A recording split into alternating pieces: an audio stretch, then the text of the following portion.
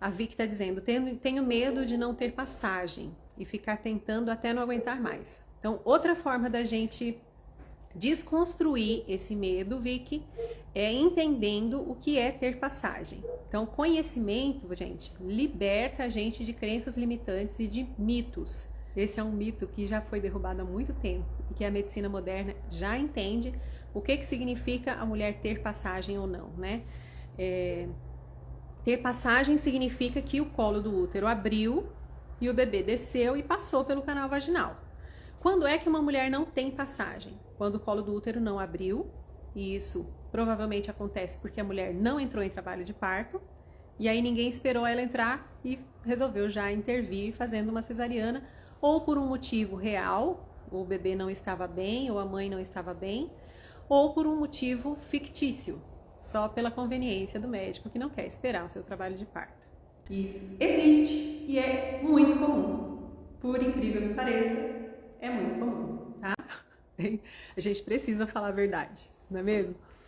E então, quando é que um bebê não passa? Quando é que um bebê não passa pela pelve da mãe? Fisiologicamente, biologicamente, não é para existir esse tipo de situação.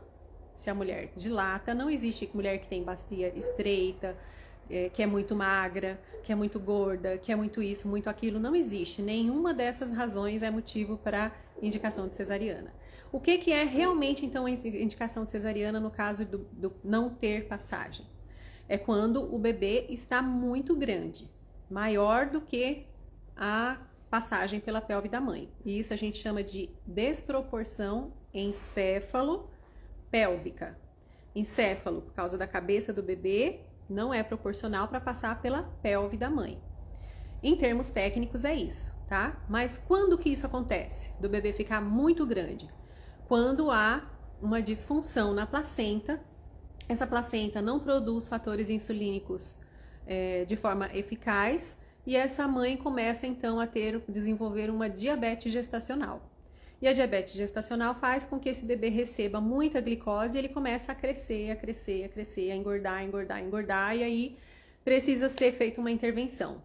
Muitas vezes essa intervenção não é uma cesariana, né? Pode ser tentado se a mulher estiver controlando a diabetes gestacional, por exemplo, por mais que o bebê esteja grande, ela precisa, com alimentação adequada, com atividades físicas, ela pode controlar a diabetes gestacional, ela pode estar bem até o momento do parto, só que esse bebê não pode passar além das 38 semanas. Por quê? Porque a conduta de passar além das 38 semanas aumenta o risco desse bebê estar maior do que a pelve da mãe, entende?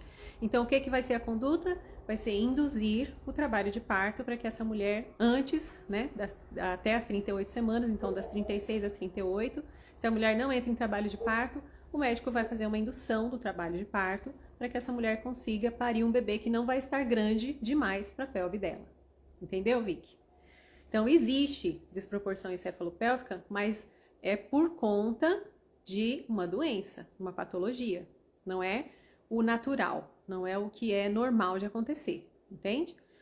Existe desproporção também quando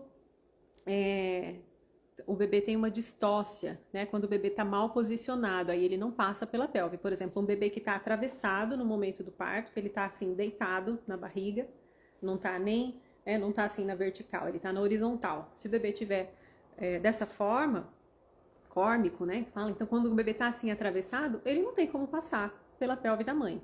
Então, aí não é uma desproporção encefalopélvica, é uma distócia ou é uma posição que o bebê não consegue descer pela pelve, entende?